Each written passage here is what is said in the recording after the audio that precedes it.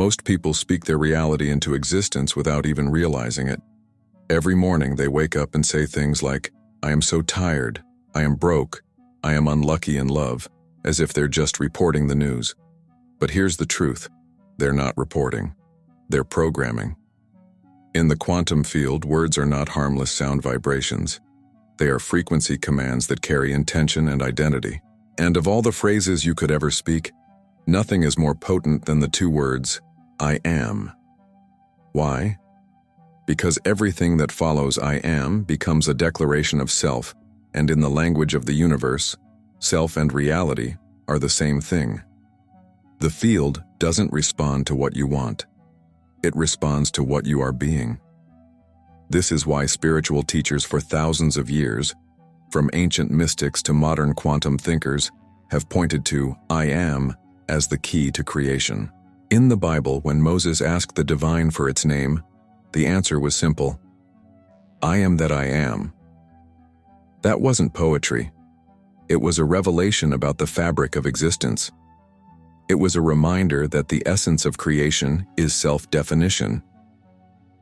In quantum physics, this matches perfectly with the observer effect. What you identify as, you collapse into form. Every thought you repeat, every self-description you speak is an observation of yourself. And that observation is enough to alter your reality at the subatomic level. But here's the trap. Most people use "I am" unconsciously, and they use it against themselves. They attach it to temporary states as if they were permanent identities. "I am tired" becomes, "I am a tired person." "I am bad with money" becomes, "I am someone who never has enough." And without realizing it, they lock themselves into these frequencies, like tuning a radio to a static-filled channel and wondering why the music never changes. This is not because the universe is punishing them. It's because the universe is obedient. The quantum field is like an infinite mirror. It reflects back the vibration you project, no matter what that vibration is. So here's the shift. When you speak "I am," you are holding the pen that writes your reality, but the power of that pen is neutral. You can write limitations or possibilities, you can write fear or love, you can write struggle or flow. The universe does not edit your script. It simply produces the play exactly as you've written it. The tragedy is that most people have been conditioned to write tragedies. They've been told that humility means speaking small, that realism means expecting less, that truth means declaring only what you can see. But in quantum creation, that is backward. You don't speak only what you see, you speak what you choose to see. You don't confirm your circumstances, you confirm your essence. This is where the concept of the God state enters. The God state is not about ego or superiority, it's about alignment. It's a state where your inner identity is so coherent, so deeply aligned with your desired reality, that there is no gap between "I am" and what you experience in the physical world. In neuroscience, this is called self-directed neuroplasticity. Your brain rewires itself to match the identity you consistently embody. In quantum mechanics, it's resonance. Your field matches the frequency of a reality, and by the law of energy, that reality has no choice but to match you back. This is not about begging the universe for a blessing. It's about embodying the blessing until the universe can't tell the difference. Imagine this like tuning forks. If you strike a tuning fork tuned to the note A and there's another A nearby, the second fork will start to vibrate automatically. No pushing, no convincing, no effort, just resonance. The God state works exactly the same way. When you vibrate as the version of you who already has the health, the wealth, the love, the peace you desire, those realities start vibrating back in harmony with you. You're not trying to pull them in, they are drawn to you by the laws of the field. And here's the most important thing. Stepping into the God state begins the moment you stop using "I am" to describe your past and start using it to declare your chosen future, as if it's already here. You stop saying, "I am trying to heal," and you start saying, "I am healed."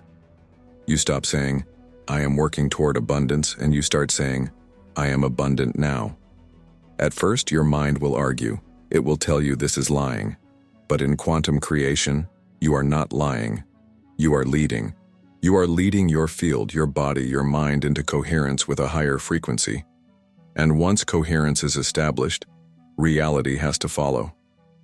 Stay with me, because what comes next will take this out of the realm of philosophy and into something you can activate in your daily life. Not someday, not after years of struggle, but starting the moment you finish hearing these words. That's when I am stops being just a statement and starts being the key that opens every door you thought was locked. Most people think changing their life starts with changing their actions. They try new routines, new habits, new strategies. But if the identity behind those actions stays the same, nothing truly changes. In quantum manifestation, the identity, your I am, is the frequency transmitter. It's like the motherboard of your reality. Every action, thought, and feeling is just a program running on that board. If you don't change the motherboard, all the programs run the same way no matter how many you install. This is why saying I am with intentionality is so powerful, because it rewrites the motherboard. Neuroscience calls this identity-based habit change. Dr. Joe Dispenza teaches that when you consistently think and feel from a future identity, your brain begins to form new neural pathways, as if that future is happening now. Bruce Lipton, in his work on epigenetics, explains that your beliefs, your internal I am statements, directly influence the biochemistry of your body, turning genes on or off. And in quantum mechanics, David Bohm's concept of the implicate order mirrors this perfectly. The unseen blueprint, your identity, determines the unfolding of the visible reality, your life. But here's where it gets tricky. The subconscious is stubborn.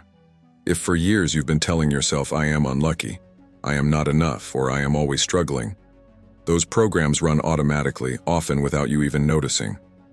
These phrases become like background noise in your vibration, constantly sending a signal into the field that says, this is who I am, send me proof. And the field obeys. This is why the first step to shifting into the God state isn't just saying new I am statements, it's catching and interrupting the old ones. Here's an example. Imagine someone who has been repeating I am bad with money for years. Even if they try to affirm I am wealthy every morning, the dominant subconscious program will keep overriding it. The quantum field reads the dominant frequency, not the one-off bursts of inspiration. So the work here is twofold. Reduce the power of the old identity and consistently embody the new one until it becomes the default. One of the simplest, yet most overlooked ways to do this is through conscious interruption. The next time you catch yourself saying, I am tired, or I am broke, pause. Don't try to force a fake positive. Instead, shift into a state that feels neutral but aligned, like, I am restoring my energy, or I am learning to manage money with ease. This small shift matters because it interrupts the old vibration without triggering resistance from your mind. Over time, you can elevate those statements into the full God state. I am vibrant. I am wealthy now. I am a magnet for abundance. And here's the science behind why this works so quickly. Every time you choose a new I am, you're collapsing a different version of reality in the quantum field. In the famous double-slit experiment, particles acted differently when observed, not because the observer physically interfered, but because their perception influenced the outcome. Your self-perception works the same way. The moment you observe yourself as the one who already is what you desire, the particle of your reality begins to shift accordingly. When you enter the God state, you stop chasing external proof before you change your internal story. You realize that proof is the last thing to arrive, not the first. And this flips the whole manifestation process on its head. Instead of waiting for life to give you permission to say, I am loved, I am abundant, I am powerful, you grant yourself that permission, and the field responds to your authority. What's even more exciting is that the God state is self-reinforcing. Once you start living from it, your external results begin to reflect your new identity. And when they do, your faith in the process deepens, which amplifies the signal you're sending out, which brings in more aligned results. It becomes a feedback loop of alignment. In a moment, we'll go even deeper into the mechanics of how to stabilize this frequency so it doesn't just flicker for a few minutes during meditation. but becomes the baseline of your reality. Because the real magic of I am is not in saying it once with intensity, but in being it so consistently that the quantum field stops seeing it as a request and starts seeing it as a fact. When you step into the God state, something extraordinary happens at both a spiritual and scientific level. Your baseline frequency changes. In quantum physics, everything is vibration, from subatomic particles to galaxies. Nikola Tesla famously said, "If you want to find the secrets of the universe, think in terms of energy, frequency, and vibration." Your I am statements are not just words, they are frequency codes. Every time you declare I am, you're tuning your internal oscillator, your consciousness, to a specific signal. The quantum field is like an infinite radio dial, containing every possible reality, and your I am acts as the tuner. This isn't just metaphysics. HeartMath Institute's research shows that the electromagnetic field of the heart is thousands of times more powerful than the brain's electrical output. When you feel your I am statement with genuine coherence, meaning your thoughts and feelings match, your heart and brain synchronize, creating a coherent field around you.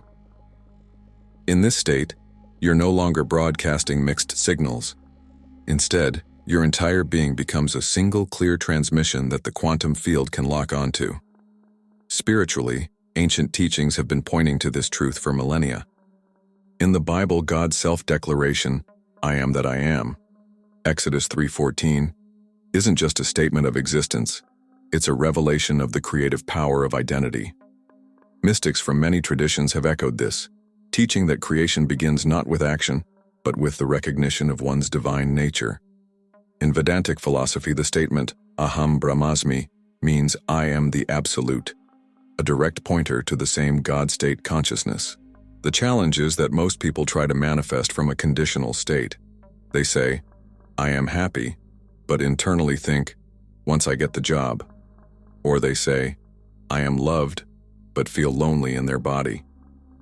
This creates what quantum physicist Amit Goswami would call a collapsed wave of incoherence, a state where your internal reality and your desired external reality are out of phase. In this mismatch, the field doesn't have a stable frequency to mirror back to you, so results remain inconsistent. To correct this, you need to train your nervous system to feel safe in the new identity before the external proof arrives. Bruce Lipton explains that the subconscious mind runs 95% of your daily behaviors and is heavily influenced by emotional memory. If your body has spent years feeling unsafe with abundance, love, or success, it will subconsciously sabotage attempts to embody that reality, unless you recondition it. This is why embodiment practices like breathwork, meditation, and somatic awareness are so crucial. They bridge the gap between the mind's intention and the body's memory. Here's a practical example. Let's say your I am is, "I am abundant." If your nervous system associates abundance with fear, perhaps from growing up in scarcity or experiencing financial loss, you might unconsciously resist opportunities that could expand your wealth. But when you pair the mental affirmation with regulated breathing, visualizing abundance while your heart rate is calm, you create new associations. Over time, your body begins to accept abundance as safe. At that point, the affirmation stops being just words. It becomes your energetic truth. And here's where the quantum leap happens. Once your thoughts, emotions, and physical state all match the frequency of your I am, you enter resonance with the version of reality where that identity is already true. The double-slit experiment in quantum physics shows that observation collapses a wave of possibilities into one outcome. But what most people miss is that your self-observation, the way you witness yourself, has the same effect. When you see yourself as the one who already is, you collapse into that reality faster. The God state doesn't work because you've tricked the universe. It works because you've aligned with the version of yourself that the universe already recognizes as complete. You've removed all internal static, leaving only the pure tone of your chosen identity. In the next section, we're going to explore how to take this beyond personal manifestation into co-creation with the field itself, so you're not just tuning into a reality, but actively sculpting it alongside the intelligence of the universe. Because the God state isn't the end of the journey, It's the doorway. Now that you understand the power behind I am and the science that makes it real, it's time to put it into action. But not as a one-off affirmation or a morning ritual you forget by lunchtime. This is about living from your God state moment by moment. And to do that, you need to bring your conscious identity into every micro-interaction of your day. Imagine you walk into a room and think, I am invisible. That thought instantly shifts your posture, tone of voice, and presence, and others will treat you accordingly. But if you walk in as I am magnetic, your energy expands before you even speak, and the field responds in kind. This is why embodiment is not optional. It's the activation switch. There's a 3-step loop I use to keep myself anchored in the God state. Step 1. Pause before you act or react. This gives your consciousness the space to choose an I am that aligns with the reality you want to experience. Step 2. Feel it fully in your body. Don't just think, I am abundant. Let your shoulders drop. Breathe as if the abundance is already here, and notice how that changes your nervous system. Step 3. Move from that identity. Send the email, make the call, walk into the meeting as if your I am is already the established truth. Here's what's fascinating. The more consistently you do this, the more the external world seems to fall in line with your inner state. This is not magic, it's resonance. In physics, when two frequencies are in harmony, they amplify each other. The quantum field mirrors you and it doesn't argue with you. So when you say I am, the only question is, are you broadcasting the version of you that holds the reality you want, or the one that's still waiting? And here's where I want you to engage with me, because speaking your I am out loud or in writing has a magnifying effect. The moment you declare it, you shift from thinking to transmitting. So I want you to type in the comments right now, with certainty and full embodiment. I am in my God state. When you write this, you're not just engaging with the video, you're sending a quantum signal into the field. You're anchoring this identity in a way your subconscious can't ignore. Thousands of people could watch this and keep it in their heads. But the ones who speak it into form, they're the ones who will feel the shift the fastest. If you've been watching so far, you've likely already had glimpses of your God state, those moments where you felt deeply certain, even if just for a second. In the next section, we're going to amplify that. Because once you stabilize this frequency, the question is no longer if your manifestation will happen. It's how much your life will transform as a natural byproduct of who you've become. Here's the thing about the God state. It's not fragile. It's not something you have to protect like a flickering candle.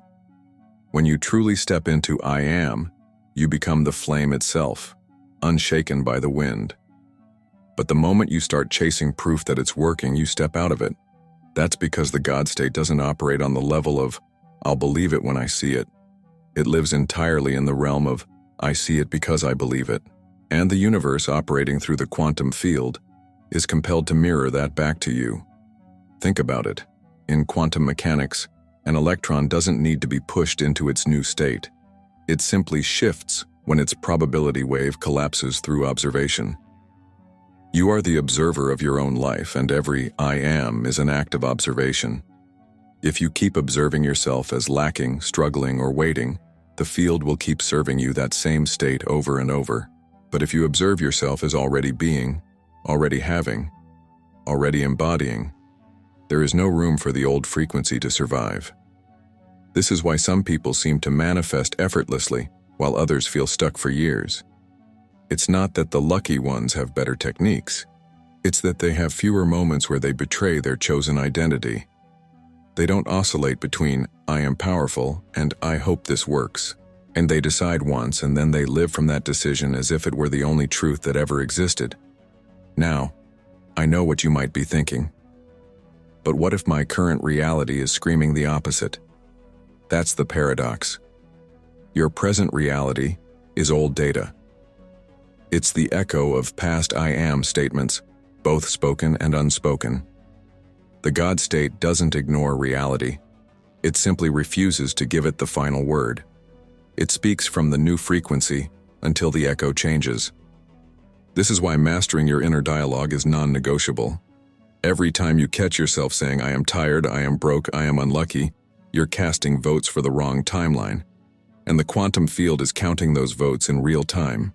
Here's a way to flip this instantly.